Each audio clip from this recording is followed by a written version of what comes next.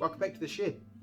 In the last video we actually reached a pretty significant milestone with the bike. We got it fully legal to be ridden on New Zealand roads, which for me was very satisfying to get to that point where we got a bike that's actually that I can get out and ride, which is really cool. In this one I want to start thinking about getting the bike actually running really nicely, so we're talking tuning.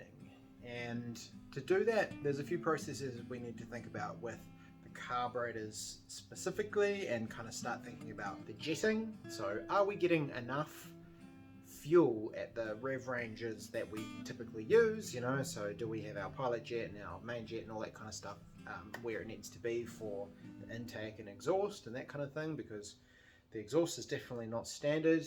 So yeah, there's some stuff we need to do there. So first thing is carburetors and tuning, and so it's jets, it's synchronization, it's valve clearance, that sort of thing. So that's kind of the goal, is kind of really the next big hurdle I think with the bike, is to get it not just legal to be ridden but reliable, so tuned up nicely to where I would be happy to take it out and go riding, let's say 3 to 4 hour rides kind of thing, big decent rides where I can not be concerned that the bike's just going to give up on me partway through. So first things first, let's crack into carburetors.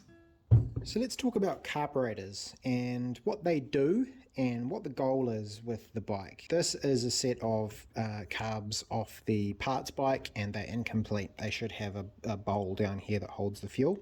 But let's talk about roughly how these work and what we need to change, so there's a little bit of understanding. So carburetors are sort of the old school way of metering the amount of fuel and air that end up in an engine. And so air comes in this way through this opening on this side and is controlled by the throttle butterflies here. So when you're actually pulling on the throttle, this is what's happening. This lever is pulling up, and all of these butterflies inside here are allowing more air to flow into the engine.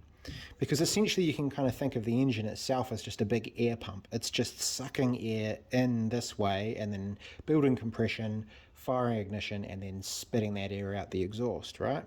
So the thing to keep in mind here with carburetors is that it's kind of like they are sipping at a straw. So down here we see this tube come down. Imagine there's a sort of a metallic bowl on here that fills up with fuel. And as air flows through here, it goes through a Venturi effect where this wider diameter narrows down to a smaller diameter, which creates a low pressure inside there.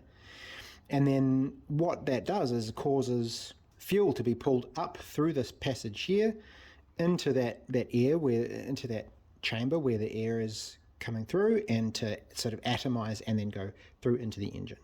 So that is my very sort of basic way of explaining this. There's additions to this particular this set of carburetors that I'm not an expert on, and to be fair, I'm not an expert on any of this. But let's talk about tuning, right? So there's a few things that happen to get these carbs feeding the right amount of fuel. So the first thing is you've got to supply the right amount of fuel across all 4 cylinders, and that's kind of done with this linkage here. You can see there's sort of a linkage between each one, and so when you open the throttle, what you want to have is all of the butterflies inside here being synchronized. And so there's a process of synchronizing the carburetors where we do that with vacuum tubes. So we hook on the boots that these connect to.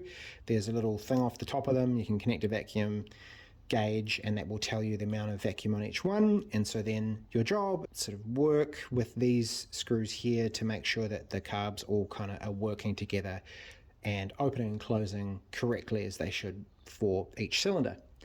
So that's the first thing.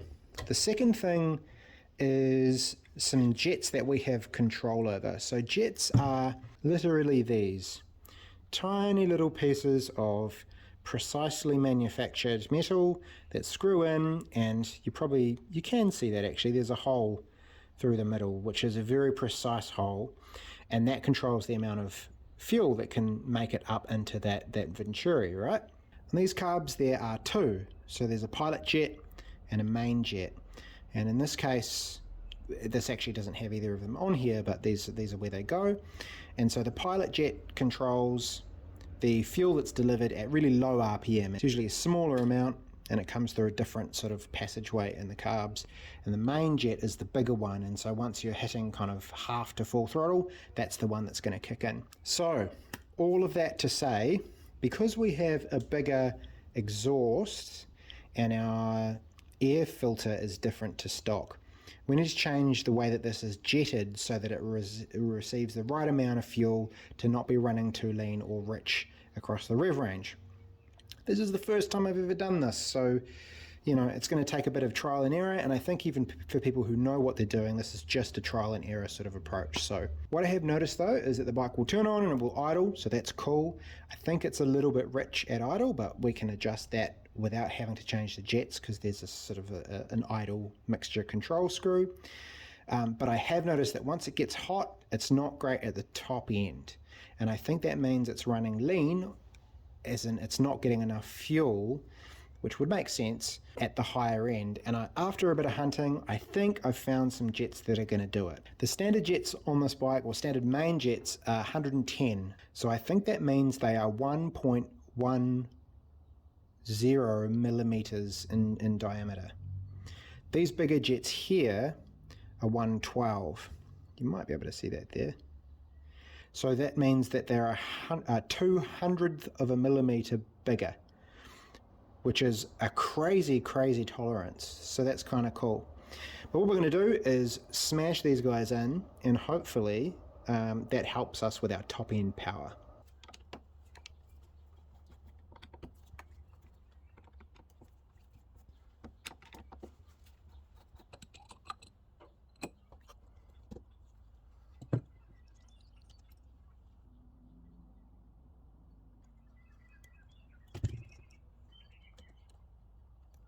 So now that we have those new jets in the bike, I've taken it for a ride, and I tell you what, it made a massive difference to how the bike goes at that top end of the rev range. So I'm really happy with that change. So I think we're going to leave that one as is. So the next job we can move on to is looking at synchronizing these carburetors together. So that's the process we talked about earlier. We're adjusting the butterfly valves using vacuum readings on each of the cylinders. So let's give that a crack. If we're going to tune this bike, we need some way to give it gas with the tank off. So what I'm going to do is use an old weed killer bottle plus a few sort of little brass fittings like this, and make a little tank that can hang off the rafters up there and deliver us fuel. The biggest challenge with this plan, however, is I can't find a little tap, like a brass fitting thing like this, you know, with a tap on the side or whatever that just stops the flow of gas. So my plan is thus: I have this little T-split fitting thing here. I'm going to lop off one of these, or maybe even the side one here, and then tap that hole so that I can screw a screw into it and it will come through and block off the passage. What I'm thinking is I'll cut this side here off, and the flow passage will be through the T, and that way it'll be easier to sort of like tap a hole deep enough that the screw will go through and actually fully shut off that passageway. I think if I were to try and do it this way, I wouldn't be able to get it to form a tight seal, whereas if I go through that way, it's going to thread all the way through and be good. So that's the plan.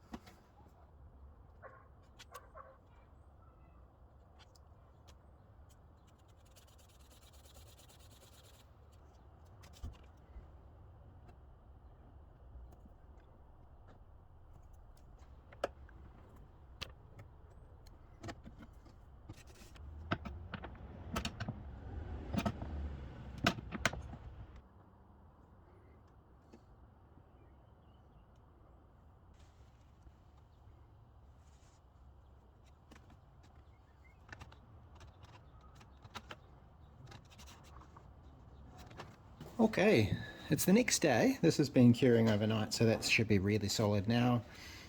The only thing I don't know about JB Weld is whether or not it is fuel resistant. And apparently it is, but we'll see over time. But that's a nice seal now.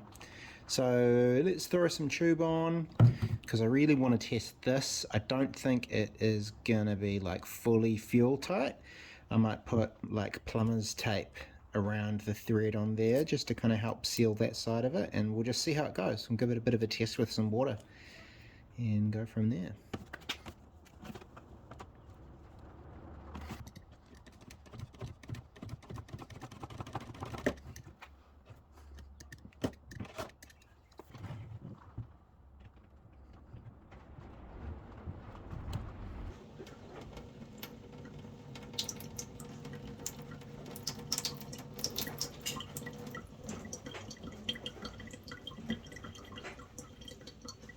There you go.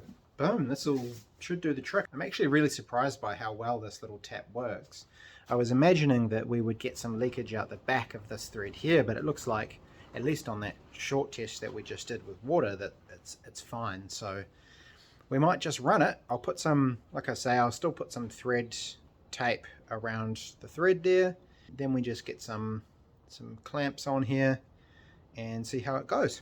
So here it is, the moment of truth. This is closed. Just going to put a bit of gas in there, just a little bit. Hopefully I can do this without spilling it everywhere.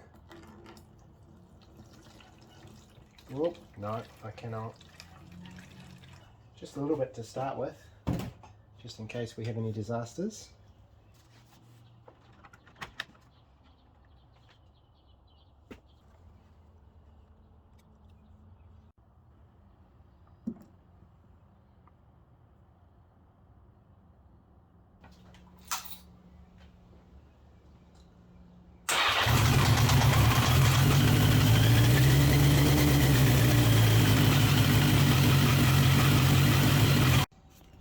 We do have a bit of an issue with the tap. My fears are confirmed in that if you take it out a little bit too far, you start to get gas leakage. I need a way of knowing how far is correct. But you can kind of see there, we're getting a little bit of leaking. Either I need to be really careful about not taking that out too far, or we come up with some kind of solution to this leaky problem. Or we just put up with it for a little while until I can find an actual proper tap unit online. Now that we've got a bit of gas, albeit maybe slightly leaky, ready to go on the bike, the next step is to kind of think about what we're going to do as far as tuning goes. I'm an amateur at this, so don't take any of what I do as gospel, but I believe there's kind of a couple processes we have to go through with the XJ. The first one is syncing the carburetors. So the bank of 4 carburetors, they need to be kind of tuned so that they're delivering a balanced amount of air and fuel, I guess, to each cylinder for what that cylinder needs. So that's the first thing, and that's done via vacuum. I don't know if these are going to do the job. I've only got 2 of them. The most desirable thing is to have like a bank of 4 of these gauges, and to kind of know what the reliability of the gauges are. I have 2, and I don't know what the reliability of these gauges are. They were just bought on, you know, Alibaba or something like that. And you'll see the process as I go. We connect these up to some vacuum lines, and then on the top of the carburetors there are some screws that kind of connect the different carburetors within the bank together, and you can adjust those to kind of control how the throttles open and close with relation to one another. I'm recalling this from memory from a few years ago, but I believe we do side-by-side carbs on either side. So what's that, 1 and 2, balance those, and then 3 and 4, balance those, and then there's a linkage in the middle, and then so you balance 2 and 3, and that should mean that across the board they're all nicely synced up, in theory. So we're just going to see how that goes.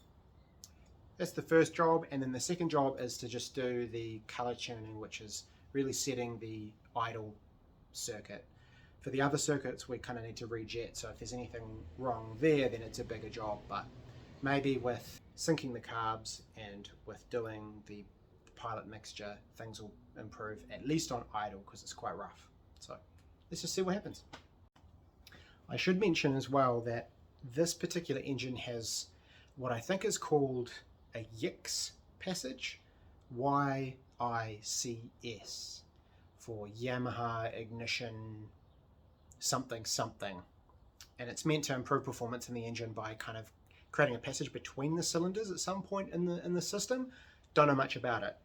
I do have this, which is a homemade kind of blanking tool, which is meant to be inserted through, and you can see there's some rubber sections, and they're meant to sort of crush together, and there we go, and then block off the passages between.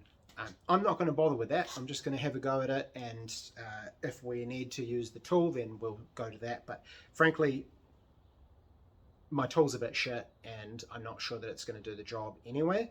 So we're just going to see how we go to start with, and if it's terrible, then we'll revisit with the blanking tool.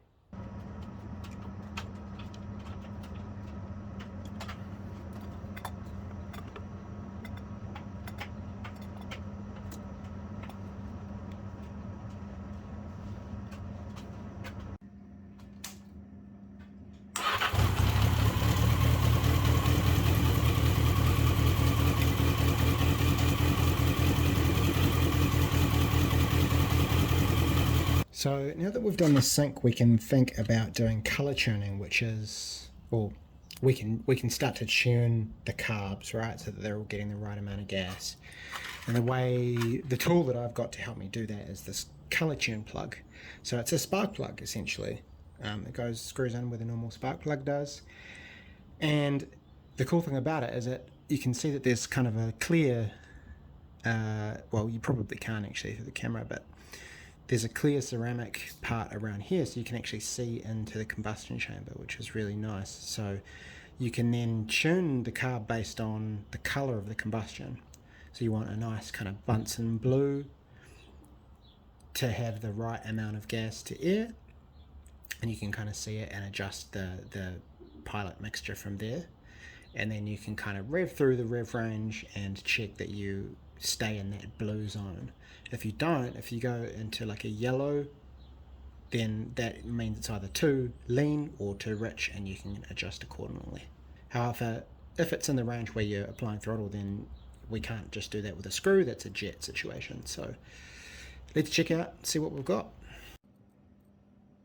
So you can see here pretty much what the color tune kind of looks like. This is a rich condition. I didn't really get any footage of like a good example of it kind of moving into the blue. That was just a muck up on my part. I'm sorry about that. We just went through a process here of going through each cylinder, doing this and toggling the little mixture screw until it looked like it was good. The idea being that you go to the rich side, so you go past the blue until you see it turn yellow, and then you bring it back down until it turns back into the nice blue color, and then in theory that's about where you want it to be. The idea being that you want it on the rich side of good, if that makes sense. So this is just me mucking around with the screw, and you can kind of hear that it has an effect a pretty immediate effect on how the bike runs on a particular cylinder. So you can kind of use your ears, and there's a black magic that a lot of old school carb mechanics will sort of cite as the way that they do this process, but this is good for me, and it worked out mostly okay.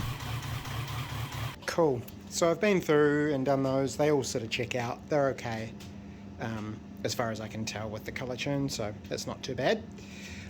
One thing I'm a little bit worried about though, and tell me if you can hear this. Hopefully you can hear it. Let me start this up.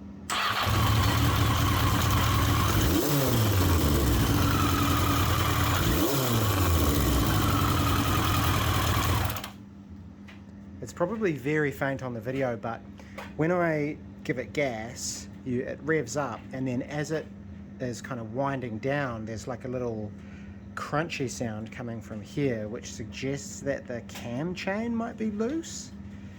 So we might need to investigate that as well.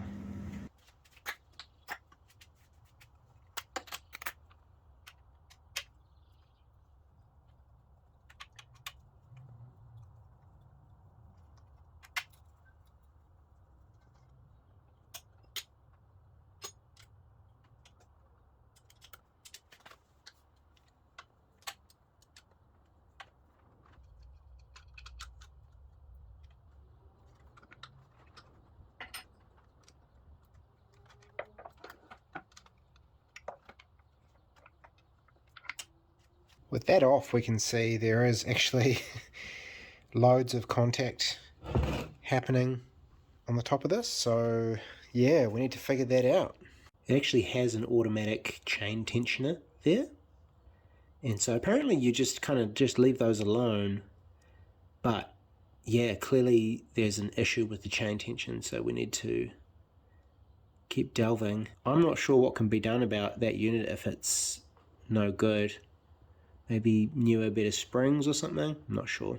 So for context, there's the engine, carbs, and that sits down there just tucked in behind the cylinders. The idea being that the cam chain runs obviously across the two cams and then down and around the crankshaft at the bottom and then up to create sort of a big triangle. And on this long side here, there's the tensioner that's kind of poking in and applying tension to a guide that runs through here. So perhaps there's an issue with the tensioner, or maybe the guide, or some other part of the system that this is part of. I can say that this chain here is new. I replaced the chain, so I'm reasonably confident, unless I've put like an extra link on here or something, I'm reasonably confident that that's good. I've consulted the gurus, the XJ gurus on the XJ forums, xjbikes.com I think it is, but it's a wealth of knowledge. So the suggestion there, well the kind of first easiest suggestion was to take out the plugs, which I've done. They're over there, and I've clearly mucked up something on plug number 4 because it is sooty. But the suggestion was take out the plugs, turn the engine over anti-clockwise a couple times, and then check for slack in the chain, and it's real bad. So something is properly amiss. The next piece of advice that I was given was to essentially go digging and do some heavier dismantling. So essentially we need to inspect the guide, the rear guide, which the tensioner pushes against to apply pressure to this chain. There's a little recess at the very bottom of it that it has to stick into nicely. So we need to find a way to kind of get down and check that that guide is in place. And so to do that, I think what we need to do is take out at least the front cam, so that this chain, this front part of the chain, can be pulled forward, like or pulled back, I should say, so we can get a little mirror down in here, so that we can look this way and see if that guide is sitting where we would expect it to be. Because really, it's quite a simple little system. There's only two guides. There's one at the back and one at the front. The chain goes down around the main sprocket, whatever you call that. I'm not sure what that is. I've actually never touched the bottom end of this bike. And comes up in a V around the cams like this. So it's really just the two guides, the cams themselves, it's the two guides, the sprockets themselves, the chain, which is new. So it has to be a guide thing, or at least that is the most likely culprit. But we're going to deal with that in the next video or another video. I'm at a point now where, it's great to have it on the road and all that kind of thing. This is a problem I'm not entirely sure how to solve, right? And there's a chance that it could mean that we need to take the cylinders off again, like take the engine right back to having the whole top end off. So I'm a little bit jaded on it, to be honest, right at the moment. So there's other options. We could look at using the engine that's on the parts bike, for example. I've got some intake boots on the way to see if, just to actually see if that bike will run using the carbs that we know are good. So that's another option as well. So there's a few things we could do rather than fully digging in. And if we use the parts engine as well, it would mean that we've got a bike that we could ride whilst we do some further digging on the original engine. I'd love to keep that one as the main engine of this bike because it matches the frame number and all that kind of stuff. It's the original, sorry about the rain, it's the original engine. It'd be great to keep it, and I kind of like the look of it, but there's a few options we're gonna explore. However, I think probably what's going to happen in the next couple episodes is we're going to pivot into doing something a little bit different, not the XJ. So hopefully people enjoy that. Essentially, I've got a few things that are taking up space in the garage here. So there's a couple little like furniture restoration projects that I've been meaning to get around to, which I think will actually be a really fun kind of diversion for a little while, to sink my teeth into something that isn't the bike, to just kind of get those done. The plan is to sell them and see what I can make off them and free up a little bit of space, and then maybe the next thing I'd love to do is actually build a set of kind of custom tool drawers. So kind of like, I guess, our little toolbox here, but a big version, and I think I'll make it out of wood, or make it out of plywood, and see how that goes. So a few interesting kind of woodworking projects in the loop. So if you're interested in that, subscribe, turn on the little notification bell, like, comment, do all of those YouTubey things. And in the meantime, while I chip away at those, then I'll have a good think about what our next steps are with the XJ, and and we'll do some filming of the progress that we make, and then we'll have another episode of that later. So hopefully you're all on board with that plan. Thank you so much for watching. Yeah, it's a little bit frustrating, but that's okay. It's all about just carrying on, because it's all about the journey and enjoying the process of kind of figuring these things out. So thanks again for watching, and I'll see you in the next one. See ya.